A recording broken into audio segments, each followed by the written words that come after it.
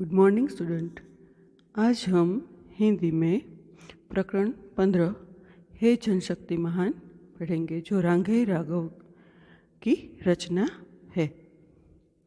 रांघई राघव 17 जनवरी 1923 में जन्मे थे और 12 सितंबर 1962 में उनकी मृत्यु हुई थी।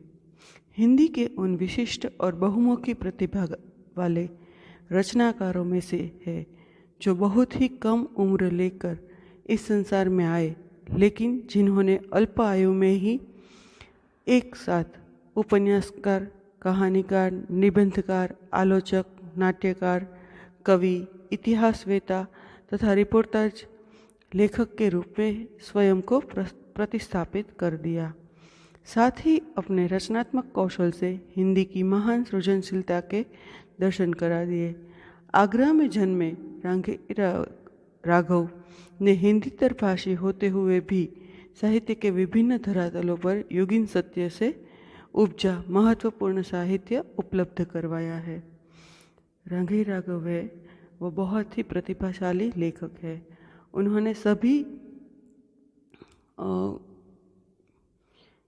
जो रचनाएं हैं उन पर हाथ आजमाया हुआ है, जैसे उपन्यास, कहानी, निबंध, आलोचना, नाटक, इतिहास इत्यादि। ऐतिहासिक और सांस्कृतिक पृष्ठभूमि पर जीवन परक उपन्यासों का ढेर लगा दिया। कहानी के पारंपरिक ढांचे में बदलाव लाते हुए नवीन कथा प्रयोगों द्वारा उसे मौलिक क्लेवर में विस्तृत आयाम दिया। रिपोर्टाज लेखन, जीवन चरित्रात्मक उपन्यास और महायात्रा गाथा की परंपरा डाली। विशिष्ट कथाकार के रूप में उनकी सृजनात्मक संपन्नता प्रेमचंदोत्तर रचनाकारों के लिए बड़ी चुनौती बनी। इनका मूल नाम तिरुमल्ले नंबाकम वीर राघव आचार्य था, लेकिन उन्होंने अपना साहित्यिक नाम रांघई राघव रखा।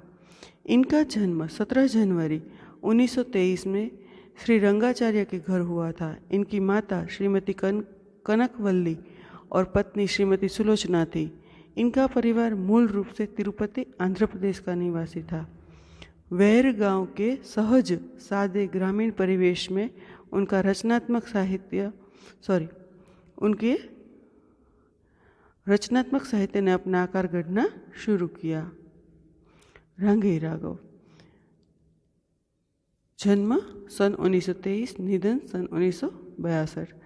रांघई जी कवि, उपन्यासकार, विचारक तथा कहानीकार है। उनके द्वारा लिखा गया साहित्य मात्रा की दृष्टि से ही नहीं, गुणवत्ता की दृष्टि से भी महत्वपूर्ण है। रांघई राघव ने इतिहास, समाज, व्यक्ति की मनोवृत्ति का चित्रण करते हुए अनेक उपन्यास तथा कहानियाँ लिखी है। इनमें मुख्य है रामानुज, घरौंदा, विषादमठ, लोई का ताना, पक्षी और आकाश, कब तक पुकारूं, राय का पर्वत, पथ का पाप, मुर्दू का टीला आदि। मेघावी उनका प्रबंध काव्य है तथा पिघलते पत्थर, राह के दीपक में उनकी कविताएं संकलित है। प्रस्तुत गीत में कवि रांघई जी ने भारत की जनशक्ति को जगाने का आह्वान किया है।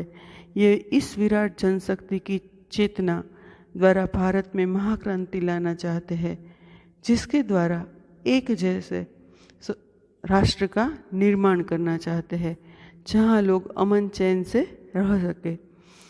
कवि ने भारतीय जनशक्ति को नवयुग का अग्रदूत बनाया है। अग्रदूत माने कि जो अग्रणी हो, जो लीडरशिप कर सके, ऐसा व्यक्ति। तो जो पूरी कविता है वो हम पढ़ते हैं, उसके बाद उसको समझेंगे। हे जनशक्ति महान, जागो और जगाओ, हम पृथ्वी पर स्वर्ग बनाएंगे, हम दुनिया नई बसाएंगे, हम महाजागरण गर्जन कर अविराम चेतना लाएंगे। हे मजदूर किसान, जागो और जगाओ।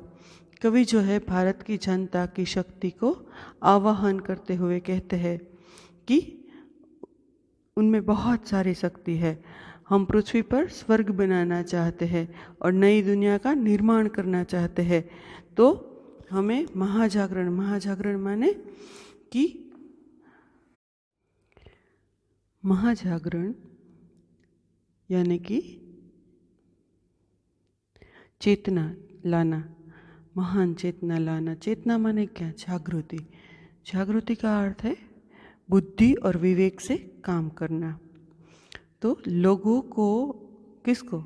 मजदूर, किसान और जो आम जनता है उनको वो जगाना चाहते हैं और लोगों में जन जागरण करके अभियान चलाकर सबके अंदर नई चेतना लाना चाहते हैं। और वो मजदूर और किसानों को कहते हैं कि भाइयों जागो और दूसरों को भी जागरूक करो। इसके बाद है हम जलती आग बुझाएंगे, मानव संतोष जगाएंगे, हम ज्योति लिए उन्नति पथ पर अविरत बढ़ते ही जाएंगे। हे जन गौरव प्राण जागो और जगाओ। वे कहते हैं कि हम लोगों में व्याप्त असंतोष है, तो वो चाहते हैं कि जो मानव जनगण है उनके अंदर जो असंतोष की आग है उनको हम बुझाना चाहते हैं। और ज्योति लिए, ज्योति माने कि प्रगति करना चाहते हैं, मशाल लेकर निरंतर आगे बढ़ना चाहते हैं। ज्योति माने मशाल, प्रकाश। आगे बढ़ते जाएंगे और लोगों का मार्गदर्शन करेंगे। हे जन गौरव प्राण, हे गौरवशाली जनता, जागो और जगाओ, दूसरों को भी जागरूक करो। इसके बाद है हम श्रम का वंदन करेंगे, मेघा का गायन करते हैं, हम मानव का निर्माण अमर लख कर सुख गर्जन करते हैं। तो कवि कहते हैं कि परिश्रम का महत्व क्या है और हमें उसकी वंदना करनी चाहिए। अर्थात मेहनत करने वाले मजदूर और किसान और आम जनता जो है वो हमारे लिए वंदनीय है, पूजनीय है। तो उसी तरह हम बुद्धि का भी सम्मान करते हैं, जो बौद्धिक वर्ग है उनका भी सम्मान करते हैं। हम मानव का निर्माण अमर कर, अर्थात हम उनका गुणगान करते हैं। हम सब लोगों के सुख चैन की गर्जना, सब शांति से अच्छे से रहे उसके लिए सुख गर्जन करते हैं। हे जीवन अभिमान, तो हे जनशक्ति हमें आप पर गर्व है, अभिमान है। जागो और जगाओ, तुम खुद जागो और दूसरों को भी जागरूक करो।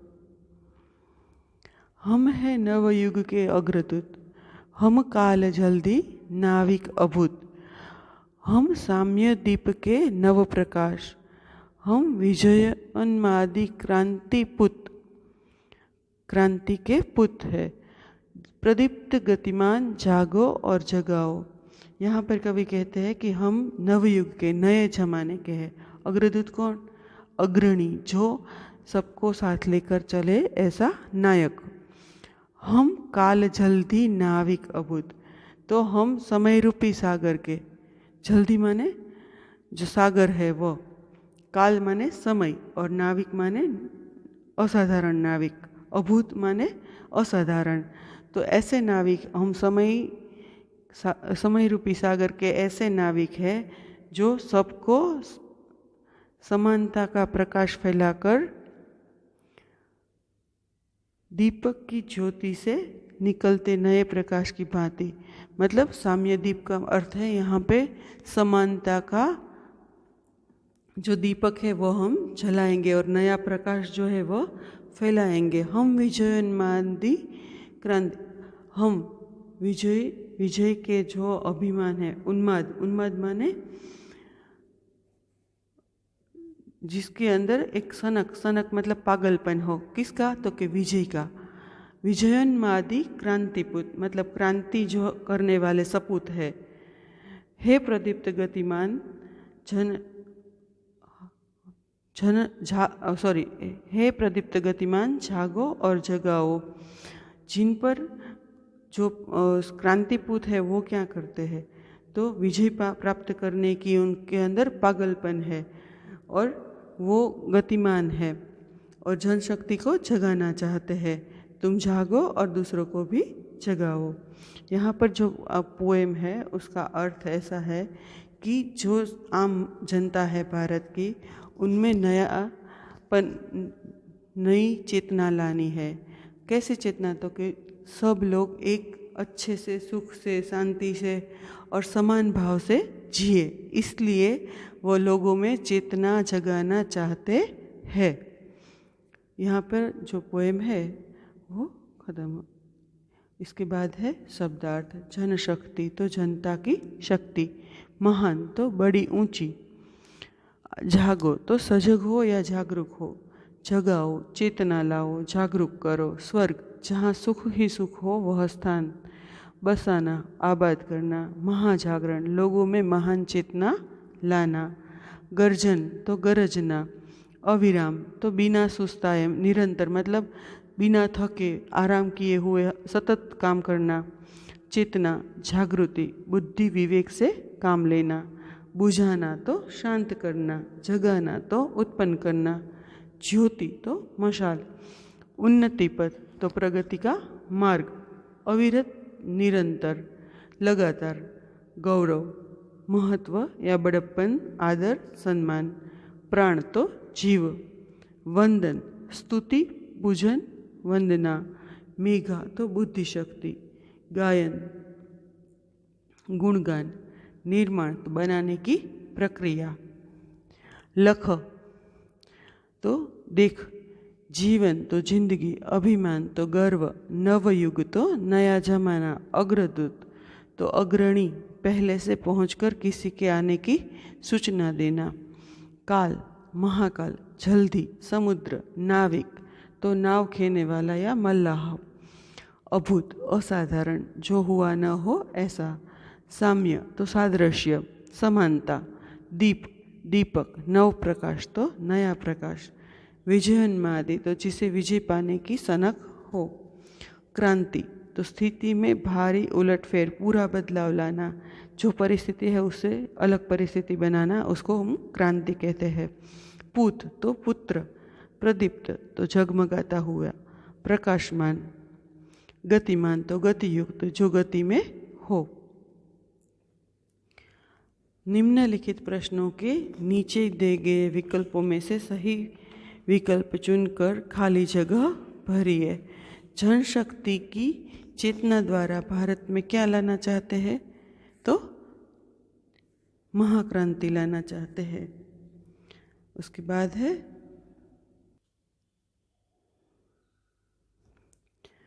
जनशक्ति की चेतना द्वारा भारत में नव चेतना लाना चाहते हैं, बराबर। उसके बाद है हम नव युग के अग्रदूत है। उसके बाद है निम्नलिखित प्रश्नों के 2-3 वाक्यों में उत्तर लिखिए। कवि ने जनशक्ति को संबोधित करते हुए क्या कहा है? तो कवि ने जनशक्ति को संबोधित करते हुए कहा है कि जनशक्ति को जगाने का आह्वान किया है। उन्होंने जनशक्ति को संबोधित करते हुए कहा है कि वह खुद जागकर दूसरों को भी जागरूक करे, ताकि लोगों में नई चेतना आए और नया प्रकाश फैले और पृथ्वी पर स्वर्ग की रचना हो और लोगों में सुख शांति बनी रहे।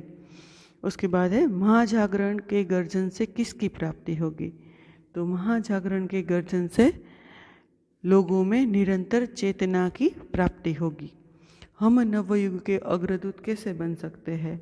तो हम लोगों के दिलों में असंतोष की भावना को दूर करके उनमें संतोष का भाव पैदा करेंगे।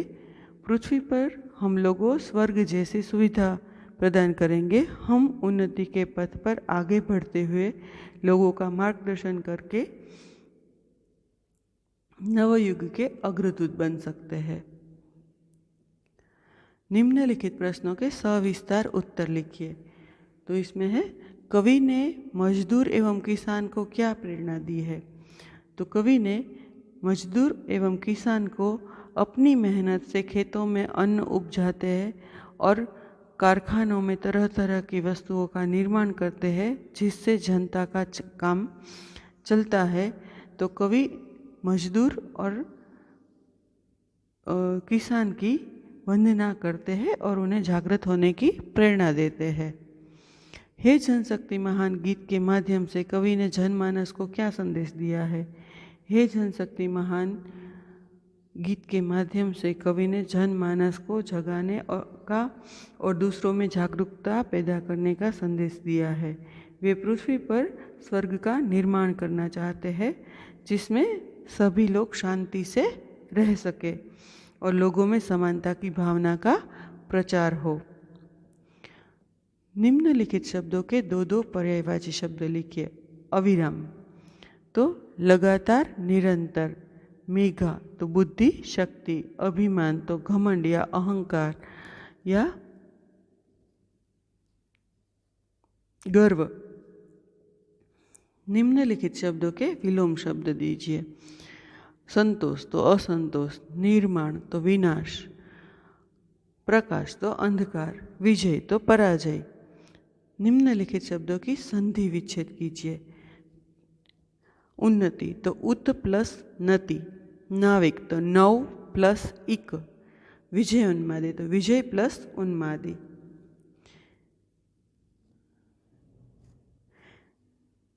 यहाँ पे ये जो चैप्टर है वह समाप्त होता है।